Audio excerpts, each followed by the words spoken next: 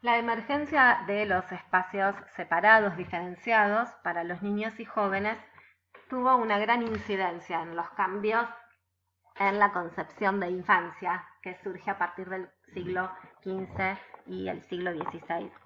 Como vimos en el texto de Bárbara Tuchman, en la Edad Media no había un cuidado preciso y destinado a la infancia, como así tampoco manuales destinados a su crianza, ni siquiera existía una preocupación por la moralización de los comportamientos infantiles.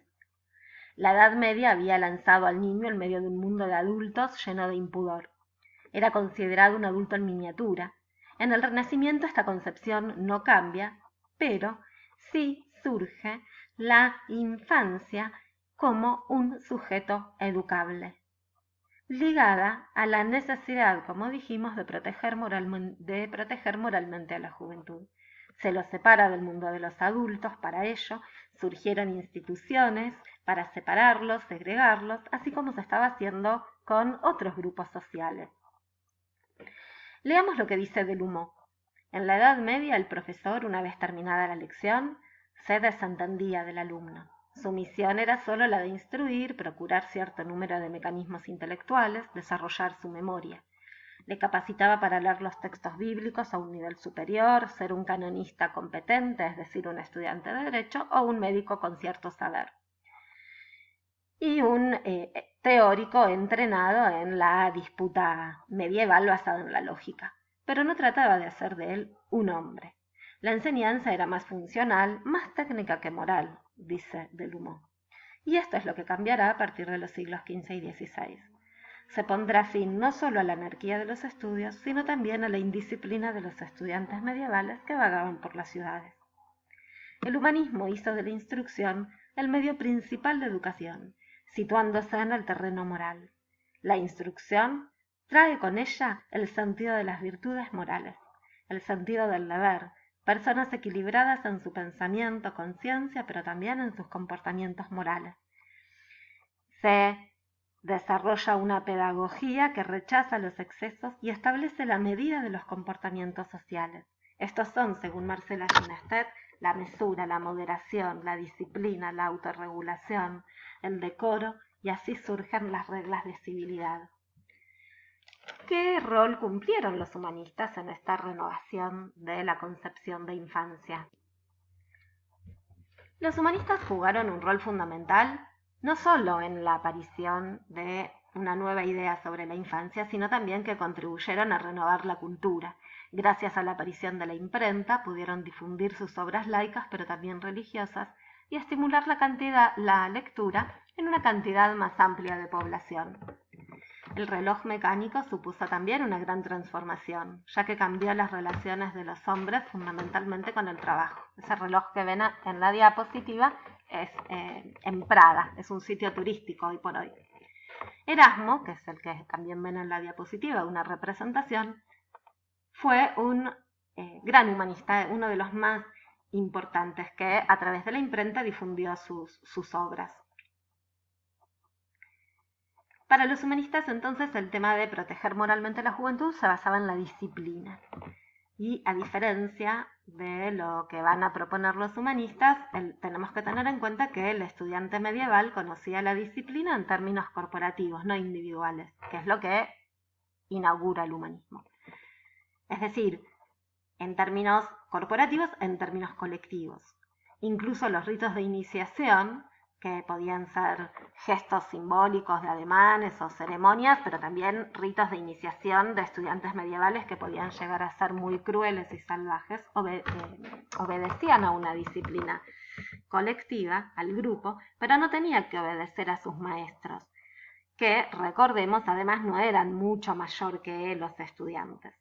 Esta situación cambió a partir del siglo XV y se cayó en la cuenta de que niños y adolescentes eran seres distintos a los adultos y para ello la disciplina se pensó como el remedio más eficaz para separarlos y protegerlos del mundo corrompido de los adultos e infundirles costumbres virtuosas.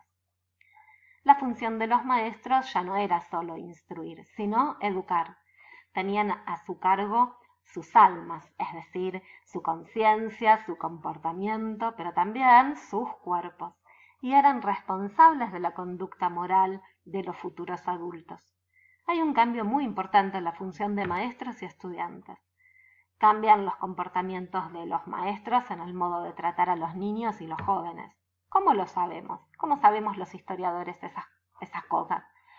Por ejemplo, a través de las obras de Garzón, otro humanista, que escribió libros de crianza, de cuidado, pero también obras como las del francés Rabelais, otro humanista muy importante, que escribió una ficción que se llamó Gargantúa y Pantagruel. A través de estas obras nos damos cuenta que comienza la vigilancia sobre el cuerpo infantil y, por ejemplo, señalan cuestiones clave como que hoy nos resuenan, ¿no? Acostumbrarse a lavarse las manos. Pero miren esta, a no dormir en la cama con los adultos, que no cante canciones impúdicas, que deje iluminado el dormitorio con una lámpara, que no se permita a los niños cambiar de cama durante la noche, que evite el contacto con los criados. Estas recomendaciones para los niños de los sectores más acomodados. Los maestros deben siempre vigilar a los escolares y esto tienen la obligación de denunciar al compañero que hable francés, también en las escuelas donde solo se permitía hablar latín. Y había que denunciar también si faltaba al pudor o si faltaba a la jura en alguna iglesia, en alguna ceremonia, que llegue tarde a la iglesia. Y estos humanistas que se dedicaban al cuidado de la infancia y a crear esta nueva concepción de infancia consideraban que la libertad era nefasta para los niños. Los maestros debían formar la virtud y los espíritus a las almas, lo que es lo mismo que la conciencia, a través de las cuales se internalizan los buenos comportamientos. Y se producía la autorregulación de las costumbres, la autodisciplina. Por eso en esta época vemos surgir al individuo, la individuación de los buenos comportamientos, la base de la civilidad, entendida como un conjunto de prácticas y discursos orientados a crear en el individuo las buenas maneras, las buenas costumbres, los buenos comportamientos. ¿Qué es lo bueno para los humanistas? La disciplina, el decoro, la mesura, el pudor. Y la disciplina se lograba a través de una vigilancia constante en el tiempo, una cuestión ignorada por los maestros medievales. Se establecían horarios bien determinados para todas las acciones, el estudio, el rezo, el ocio. Y también se regulaba el espacio. Como dijimos, surgen instituciones de encierro para los escolares, los colegios, y el niño se convirtió en un escolar. Con esta diapositiva sintetizamos las ideas que estuvimos conversando hasta aquí. Los siglos XV y XVI demuestran una infancia en construcción, que confía en que los niños son sujetos educables. Comienza una clasificación social de la infancia a través de la moralización de la vida estudiantil y con ella asistimos a la emergencia o al nacimiento de la pedagogía moderna. Esta diapositiva y estas dos imágenes de obras pictóricas pretenden representar el lugar que va adquiriendo la infancia, ¿no? Una infancia para los sectores populares y otra para las clases dominantes. El programa humanista, o sea, cuáles son los saberes que reunían este programa, este conjunto de saberes. Para los sectores populares, tratados espirituales y morales, como se decía en la época, para la gente simple, que dijimos son los sectores populares. Reglas de conducta, sobre todo, moralidad. Erasmo, con su texto de la civilidad pueril, por ejemplo, es importantísimo porque dice cosas como cómo comportarse en la mesa, cómo sentarse, cómo comer, cómo estornudar. También cuando tenía que dirigirse hacia los adultos.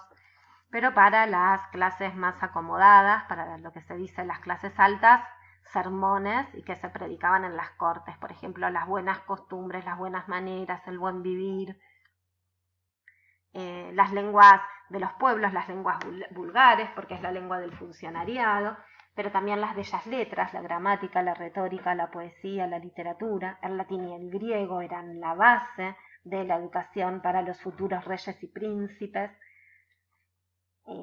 Los humanistas criticaban la escolástica medieval y se basaban en autores griegos y latinos. Esa era la fuente de autoridad. ¿Por qué? Porque buscaban en ellos y encontraban en estos autores, como en Platón, pero también en Cicerón, el senador romano, fuentes de estilo moral y de estética. No es cierto que las niñas tenían una educación peor o menor. Sí es cierto que era distinta y que los hombres tenían más acceso a la educación, pero las niñas, sobre todo en los sectores altos, eh, tendía a prevalecer en las instituciones religiosas, pero no solamente. En las cortes, las niñas de las clases dominantes aprendieron a ser estas niñas que acompañaban a los que ejercían el poder, aunque también tenemos que tener en cuenta que hubo mujeres muy importantes en el Renacimiento. Por ejemplo, Juana de Arco, Isabel la Católica, Catalina de Medici, Margarita de Navarra. ¿Por qué las nombro? Porque hay películas de ellas, hasta hay series de Netflix. Y Isabel la Católica es la que se casa con Fernando VII para conquistar América. Después está Isabel, la reina de Inglaterra, que hay una película también y una serie en Netflix, y por eso se las menciono. Con esto quiero decir que hubo importantes mujeres que también gobernaron, fueron reinas, y otras acompañaron a los monarcas. Pero su aprendizaje, el lugar de sociabilidad más importante fue la corte. Algunos manuales estaban destinadas a ellas, y escuchan lo que dice. Debían ser dulces, delicadas, graciosas, debían ser modestas y discretas, y si bailaba tenía que tener movimientos delicados, evitando movimientos excesivos y desordenados. Y si tocaba un instrumento tenía también que ser, la música tenía que ser mesurada, delicada, armoniosa. Y escuchen, debía hacerse rogar ligeramente antes de aceptar salir a bailar. Y además de bailar, tenía nociones de literatura, de música, de poesía.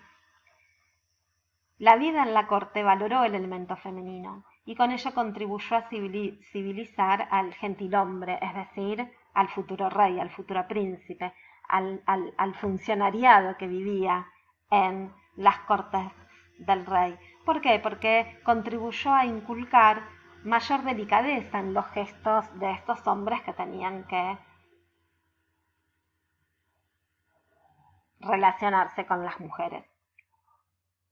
Y se evoluciona hacia una sociedad menos grosera, entonces, más moral, más atenta a la mujer y al niño. Esto no existía en la Edad Media, ¿no? Esta preocupación por la mujer, por el niño. Por ejemplo, las Venus, que vemos aquí en esta diapositiva, son obras pictóricas de Botticelli, Tiziano y Leonardo, que pretenden representar esta nueva forma de presentar la delicadeza de la mujer. Inclusive aparecen los niños, ¿no? Que habíamos visto que en la Edad Media en las obras pictóricas aparecían relativamente poco. Entonces, en el próximo video vamos a seguir avanzando en la educación a partir del siglo XVI.